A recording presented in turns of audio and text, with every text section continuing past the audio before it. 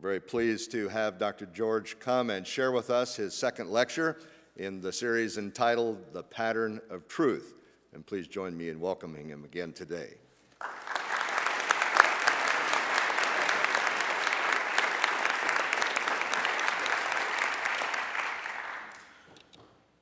Huntsman Kampenhausen once said of Augustine that he is the only church father who even today remains an intellectual power.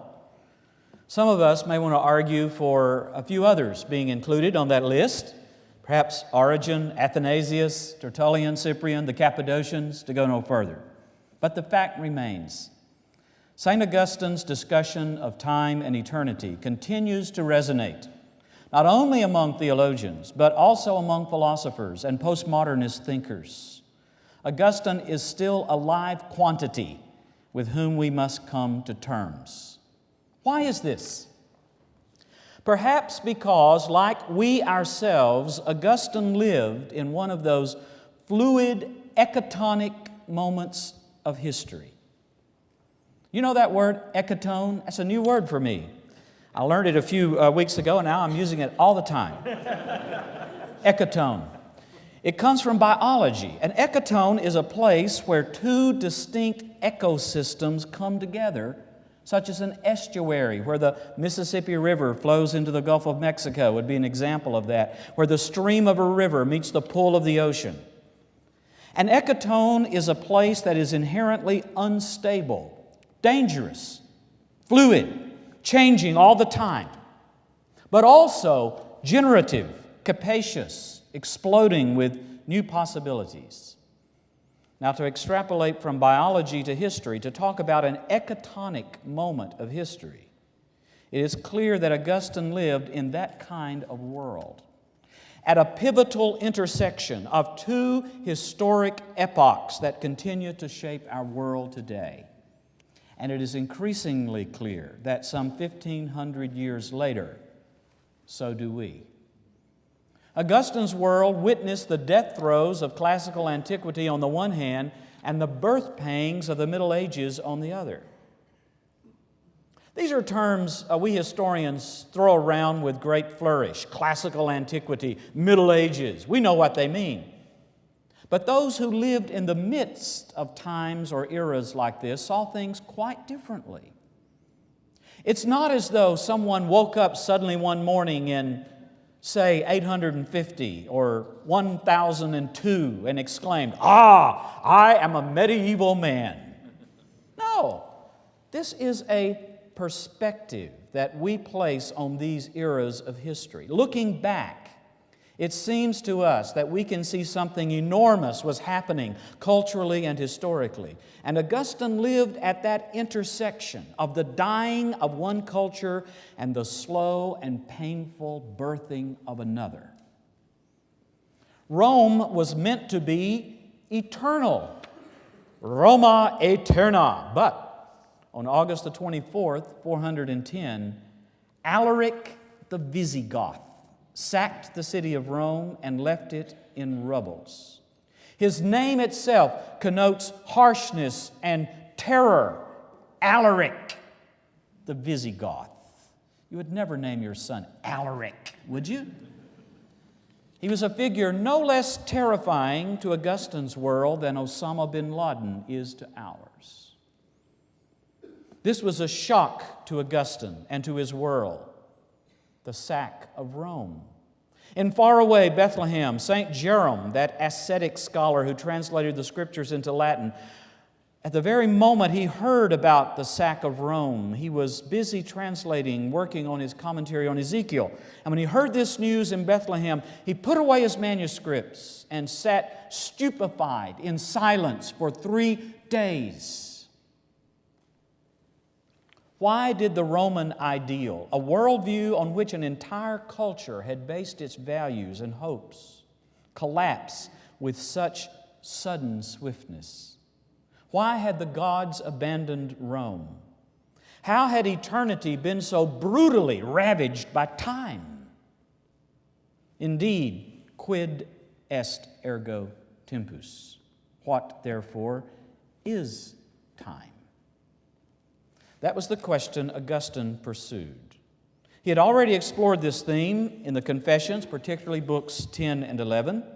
He returned to it again in the City of God, which he began to write as a response to the criticism against Christians related to the fall of Rome.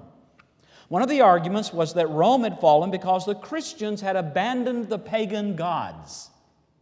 Now that the Christians were in charge of things, evidently the gods had abandoned Rome. Augustine began to respond to this argument in his massive The City of God, which he wrote over a period of 15 years, from 411 until 426, 4 years before his death, just when a new wave of barbarians, the Vandals, were beginning their assault on his native North Africa. Now, I want to retrace just a little bit of Augustine's rather complex argument about the nature of time, which was prompted by this historical event. But we must first look at what motivated Augustine at a deeper level, for there was something deeper at work than just a response to current events. This is how Augustine begins Book 11 of the Confessions. Eternity belongs to you, O Lord, so surely you can neither be ignorant of what I am telling you, nor view what happens in time as though you were yourself conditioned by time. Why then am I relating all this to you at such length? Certainly not to inform you. I do it to arouse my own loving devotion to you and that of my readers, so that together we may declare, great is the Lord and exceedingly worthy of praise. It is out of love for loving you that I do this. You feel the devotional pull of those words, don't you? Augustine's discussion of time and eternity is not an exercise in philosophical theology. It is rather an attempt at spiritual direction. Augustine does not explore the problem of time out of what would be called in the Middle Ages vana curiositas, empty speculation, simply in order to scratch the itch of his intellectual curiosity, but rather as a commentary on the opening lines of the Confessions. You have made us for yourself, O Lord, and our hearts are restless until they find their rest in you. Again and again in the Confessions, Augustine is ever concerned with matters of the heart.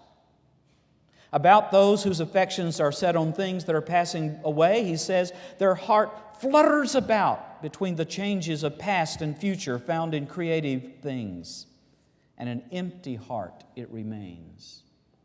Or again, who shall take hold of the human heart to make it stand still and see how eternity ordains future and past times? Always, it is the heart that matters. Whatever St. Augustine has to teach us about the mystery of time and eternity, it is for the purpose of pilgrimage. This is one of his great words, peregrinatio, pilgrimage. Pilgrimage is not the restless wandering of an Odysseus, but a different kind of odyssey, a journey with a telos, a goal, toward that city with foundations, whose builder and maker is God. As St. Anselm would put it so famously, all of our thinking about God, about time and eternity is a form of faith-seeking understanding, leading toward vision, the beatific vision. St. Paul describes as an intimate and perpetual knowing and seeing face to face. One other thing Augustine never lets us forget. The proper disposition for approaching the question of time and eternity is humility. Augustine is forever confessing his ignorance and lack of understanding of so deep a mystery. The appropriate mood is interrogative, or at best subjunctive, not declarative, much less imperative. I am asking questions, Father, not making assertions, he says. To whom shall I confess my stupidity with greater profit than to you? It's a good thing every now and then to tell God just how stupid you are. Augustine does this all the time. Even if I had the skill to master and explain everything completely, he says, I am limited by the dripping moments of time. Doubtless this phrase, the dripping moments of time, refers to what was called a clepsydra. It was a water clock which measured time by the slow dripping, drip, drip, drip of a known quantity of water. Very common device in Augustine's world. The dripping moments of time. Drip, drip, drip. Because the God of eternity chooses to make His home with the humble-hearted, then we must pray today with Augustine as we enter this exploration. O Lord, hearken to my soul. Hear me as I cry from the depths. Yours is the day, yours the night. A sign from you sends minutes speeding by. Spare in their fleeting course a space for us to ponder the hidden wonders of your law. Shut it not against us as we knock. With this in mind, I want to turn to look at three aspects of the Augustinian perspective on time. First, I will examine the evanescence of time, by which I mean the elusive quality of time as we experience it. Secondly, I will explore time understood as a creature of God. Finally, I will consider time as the arena of redemption and hope. Time itself as something in which God has acted decisively to redeem the world and us in it through the life, death, and resurrection of Jesus Christ. We will end with Christ, but that is not where Augustine begins. In that sense, he, in some ways, is a very modern contemporary person.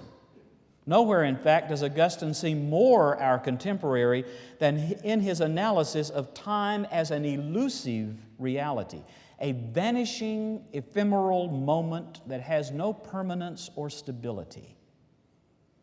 The poet Schiller put it like this: threefold the stride of time from first to last.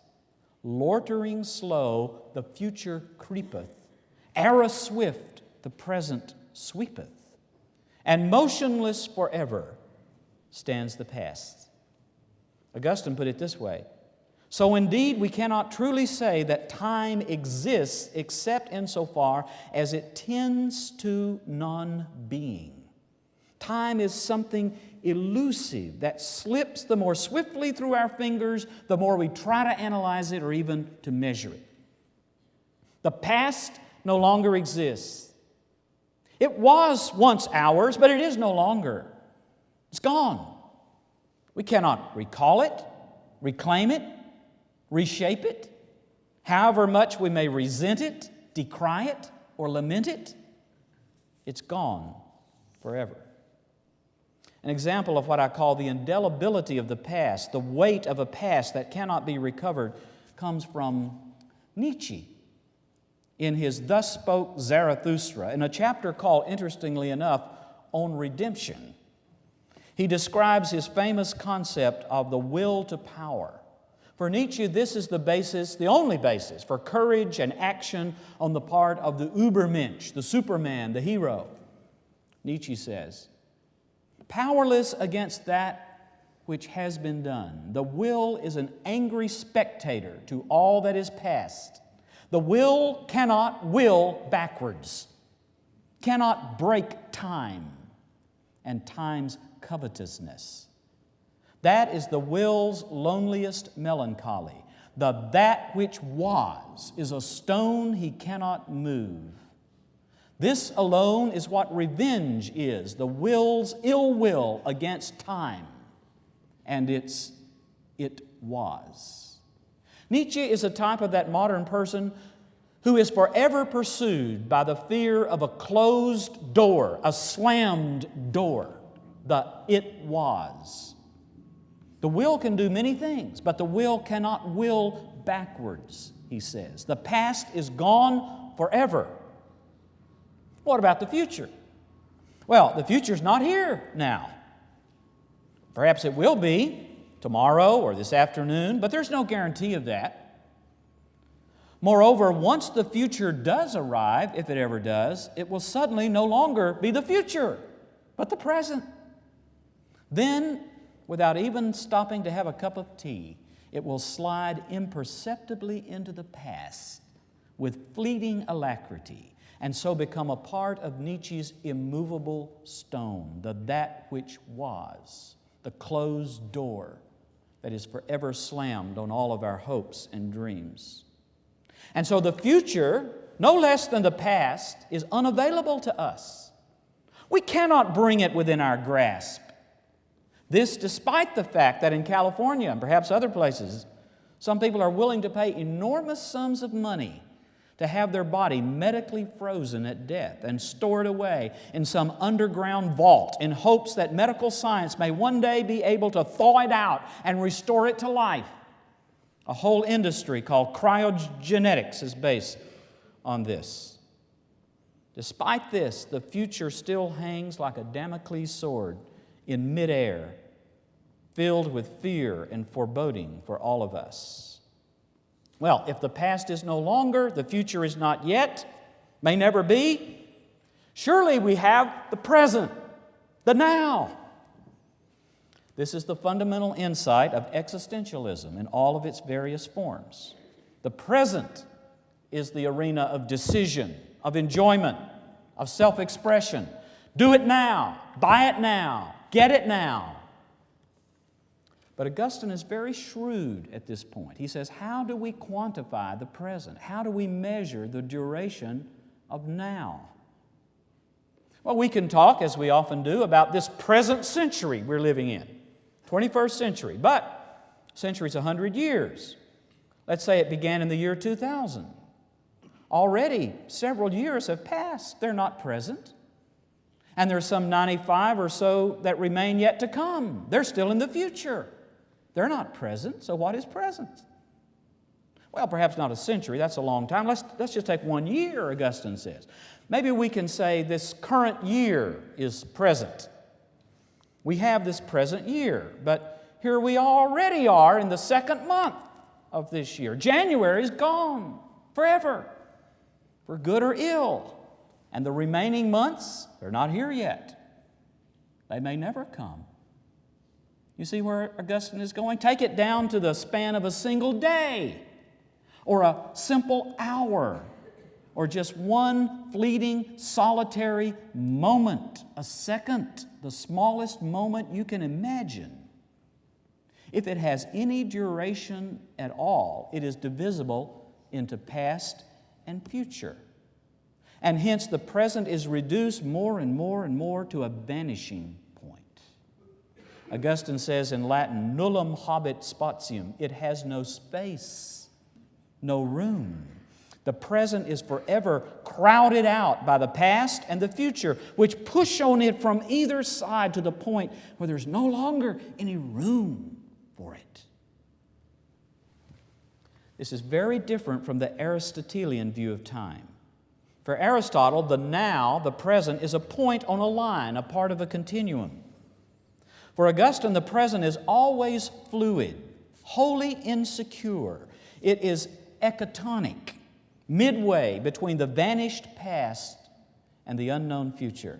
It is what William James called the specious present.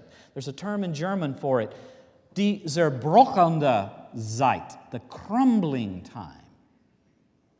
Like a piece of moist cake. You pick it up with your fingers and it crumbles before you. You can even put it into your mouth. The present is like this. It crumbles and disintegrates as soon as you touch it. So time is a boundary between past and future, but it is an ever-shifting boundary, kind of like a map of the Balkans over the last 2 decades. The future and the past crowd out any meaningful present until we too have nullum spatium, no space, no place, no exit. Now, it is at this point in the Confessions where Augustine gives this analysis of the crumblingness of time that he makes one of his most original moves. And I've got to take a few minutes, so hang in here with me. Despite the fact that time seems to be so evanescent, it's always vanishing, we can never pin it down, Augustine notes, all of us are conscious of intervals of time, and we regularly compare one time with another. We say, "Oh, that was a long time ago," referring to some event in the distant past. Or we say, "That's going to happen right away," like the lunch we're going to enjoy as soon as I shut up. We speak of some expected occurrence. It's not here yet, it's going to happen. Or we might say of some contemporary event, it's going on right now. We talk this way all of the time. How can we talk this way, Augustine asks, given the ephemerality, the evanescence, the crumbling quality of time? When we talk about past, present, and future events like this, Augustine says, we are really describing three realities in the mind. The past is present to us in memory. The present is present to us in attention. The future is present to us in expectation. So time itself is a kind of tension or strain within consciousness itself.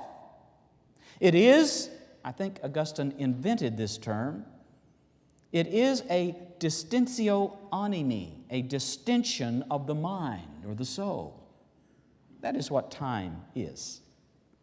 Now, before we leave this point, I want to make a few comments about this last move Augustine has made, which we frequently refer to as the psychological understanding of time. Point number one.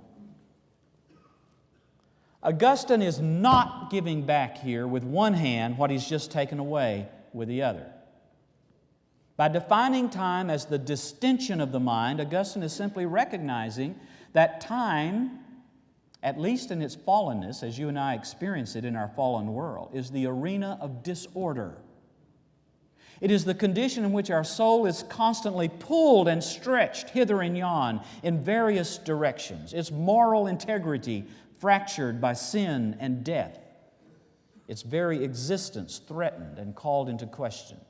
At one point he says, "Ecce distintio est vita mea." Look, this distinction is my life. It's a very interesting word, distintio, distinction. It can be translated variously as strain, anxiety, distraction, but it can also mean distorted, misshaped, deformed. In fact, in the Middle Ages, it was a word used to describe the tortures of the Inquisition, the experience of being distended, stretched out on the rack. It's precisely this kind of torturous state in which we find ourselves as fallen, finite human beings needing deliverance and redemption. Point number two on the psychological understanding of time. Because Augustine seems to place the reality of time inside the mind, it is tempting to read him, as some scholars have, as a forerunner of Immanuel Kant, who famously distinguished between the world as it is and the world as we perceive it, the noumenal and the phenomenal, to use Kantian jargon. For Kant, time is a conceptual framework that we construct and impose on reality in order to make sense of the world. Like God or the world itself, time is a mental grid manufactured in the mind, an ordering concept that enables us to arrange, explain, and account for that which we encounter all around us. And it's tempting to read Augustine as a proto-Kantian because Augustine seems to reduce time to a mental state, to an understanding within the mind, a distinction of the mind. But this is a fundamentally mistaken way of reading Augustine. As we shall see, Augustine had a very solid sense of time as an extra-mental reality. In his commentary on Genesis, for example, time does not begin when human beings are created to think about it. Why then all this emphasis on the evanescence of time? This talk about distintio, being stretched out to the point of nothingness. Augustine's point is to show us that we never have time at our disposal. It is not ours to claim and control and command. The evanescence of time reminds us that here we have no continuing city. We are ephemeral beings, radically dependent on the God who sustains us moment by moment out of His sheer favor and love. Augustine wants to show us that our hearts will never find rest in the vanishing flux of time, but only in the mercy and the grace and the patience of time's Creator. This brings me to my second point, time as the creature of God. I'm watching the clock. I'm talking about time, but I don't have enough time. So I'm going to try to get through this. Time as the creature of God. You know, sometimes our children have the deepest insights into the mysteries of the faith. I like that story of the little girl, 5 years old or so, sprawled out on the kitchen floor with crayon and pencils. And mother comes in and says, "What are you drawing, dear?" She said, "I'm drawing God." "Nobody knows what God looks like." "Well, they will when I'm through," she said. Already a Kantian at age 5. In dealing with the mystery of time and eternity, Augustine takes up 3 questions that are often asked by children, but they are not childish questions at all. They're some of the deepest questions we can ask. Question number 1, what was God doing before He made the world? Question number 2, what did God use to make the world with? Question number 3, why did God make the world in the first place? Children's questions, not childish. Question number 1, what was God doing before He made the world?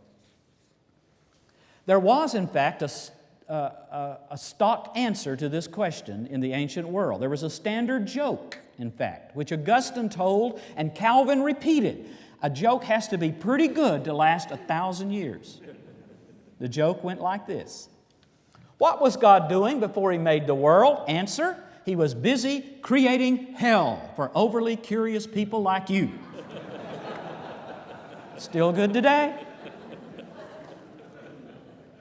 Now, Augustine was aware of this joke, but he knew that it was not a sufficient reply to the serious intent behind the question, and so he gave a different answer. This is what he says. It makes sense to ask what God was doing before He made the world if, and only if, both God and the world are separate items within the same temporal continuum, but they are not. God's years, unlike ours, do not come and go. They are succeeded by no yesterday. They give way to no tomorrow. It is not in time that you precede all times, O Lord. You precede all past times in the sublimity of an ever-present reality.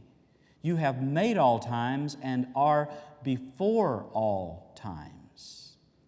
It was Boethius who defined eternity as the all-at-once whole and perfect realization of unending life. This unending life, of course, has no beginning. Why? Because only God can match this definition. And thus Thomas Aquinas was right to say, as he does, that eternity is nothing less than God Himself. So, what was this eternal God doing before He made the world? On Augustine's reading, there was no such before. There was no then. Eternity is the dimension of God's own life. It has no beginning, no end, no parameters or margins or boundaries outside of God Himself. On the other hand, time was willed and created by God as a reality distinct from Himself. In his treatment of the world, Augustine again proves to be very original in his thinking. He says that time and the world were not only created by God, but that they were created together. They were co-created. For time is coextensive with the world. This is how Augustine puts it. God created the world not in time, but with time, alongside time. What this means is that time is not some primordial container in which certain events happen. Time is not a receptacle. It's a relationship. A number of scholars have pointed out that Augustine's remarkable intuition into the coextensiveness of time and the world, of time and space, anticipated by some 1,500 years the modern theory of relativity developed by Einstein and others. I would simply add that Augustine arrived at this not by studying the world scientifically or mathematically. He arrived at this tuition by reflecting on the basic datum of the Christian faith, the doctrine of the Incarnation. I'm going to move quickly over these next two questions. Out of what did God make the world? Augustine's answer is out of nothing. He rejects the Platonic idea that there was some primordial stuff with which God was working and reshaping. The final question, why would God make the world? Augustine's answer is not because He had to, not because there was some aching deficiency within His own being, not because He was lonely or bored, but simply out of His own good pleasure, simply out of the eternal effulgence of His own reality. And you can think of the image of an overflowing fountain, an inexhaustible reservoir that forever overflows and oversplashes and shares with infinite generosity from that which it is. This is the image of the divine reality, a fountain oversplashing not because it is forced to do so by some inner compulsion or deficiency, but because at the very heart of God there is this infinite generosity that the Bible calls by the name love. Now, my final point, time as the arena of redemption and hope. At the heart of the Christian faith, then, is this stupendous claim that the eternal God of creation, the God who is eternity, Aquinas, has so opened Himself to our creaturely existence, to our history, to our time, that He has come among us as one of us. This is the truth of the Incarnation, which we might also call the intemporation. For in Jesus Christ, God in His own being, and not as a surrogate, has come into our own world and into our own time. And in doing so, He has taken unto Himself our hurt, our pain, and indeed, on the cross, our sin. In doing this, Jesus Christ has shown Himself to be the servant of time, because He too, remember, was crowded out. There was nullum spatium for Him. As Bonhoeffer put it, He was nudged out of the world right onto a cross. He was the servant of time, but He is also the Lord of time. He is the one who redeems time and who redeems us in time, and so makes us ready for eternity. Better than any theologian, I think, the poet T.S. Eliot has expressed this with a clarity that is compelling. There came at a predetermined moment, a moment in time and of time, a moment not out of time but in time, in what we call history, transecting, bisecting the world of time, a moment in time but not like a moment of time, a moment in time, but time was made through that moment. For without the meaning there is no time, and that moment of time gave the meaning. I think Eliot is a good guide here to what the Christian faith has meant by the redemption of time. Let's look at these three things Eliot says about the Incarnation. It was a moment in time. It was not like a moment of time. And in that moment of time, Jesus Christ was bisecting the world of time. Point number one, it was a moment in time. The Christian faith is clear about this. In the fullness of time, God sent forth His Son, Galatians 4:4. The Greek word is in the plural, chronoi, tick, tick, tick time, drip, drip, drip time. Time as you and I know it and experience it and measure it in clocks and calendars and watches. Into this kind of time, God sent forth His Son. In the days of Caesar Augustus, when Quirinius was the governor of Syria, He was born. He suffered and died under Pontius Pilate. The name Pontius Pilatus was recently discovered in Caesarea on a stone slab dating from the 1st century. Pilate is a very datable, if somewhat despicable, bureaucrat of the Roman Empire. It happened under Pontius Pilate. As John puts it in that marvelous prologue, the Word became flesh. Some of our modern translations render this passage, the Word became a human being. It's not good enough. It's too weak. No, the Word became flesh. What Word? The Word who was in the beginning with God and was God, the one who forever shared the eternal fellowship of the Father and the Holy Spirit, the one who was in the bosom of the Father, as the Authorized Version beautifully puts it. This Word became flesh. Halagos egenetos sarx. What flesh? What is flesh? Flesh is that part of our human reality that in fact is most susceptible to the ravaging of time. It is flesh that suffers pain. It is flesh that contracts cancer. It is flesh that we take out and bury in the ground. And this is what the Son of God became for us, says the Bible. This idea was and still is a remarkably shocking thought. It was put forth in the early church over against the Docetists, the people who said that Jesus Christ, the Word of God, touched the earth much as a tangent touches a circle, but that was it. He appeared to be a real human, but he was only a phantom-like apparition, a ghost. Over against this, Ignatius of Antioch and the early Christian fathers say again and again, he was truly born. They love that Greek adverb, aleithos, really, truly. He was truly born of the Virgin Mary. He was really crucified under Pontius Pilate. Really, truly buried. Aleithos, aleithos, aleithos. In recent times, it's been deism that has challenged this truth. Deism's God is the God of Thomas Hardy, who said, God is a dreaming, dark, dumb thing that turns the handle of this idle show. A thing devoid of relationship, incapable of love. And this is at the root of modern atheism. It is all around us today. But it happened in time.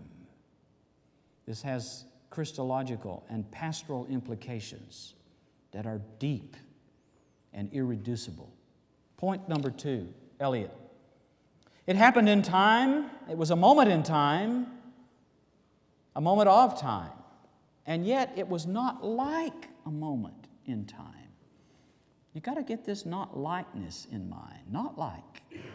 Remember what was said. He taught them as one who had authority, and not like the scribes, the Pharisees. If Jesus were just another wise rabbi or a cynic sage or a charismatic healer who flourished on the edges of heretical Second Temple Judaism, he would be of no help to anybody who had AIDS or depression or loneliness. It was a moment in time and of time, and yet not like. Jesus is not Socrates with a Jewish accent. He is not Plato with a beard. We will never get eternity by turning up the volume and just saying time in a louder and louder voice.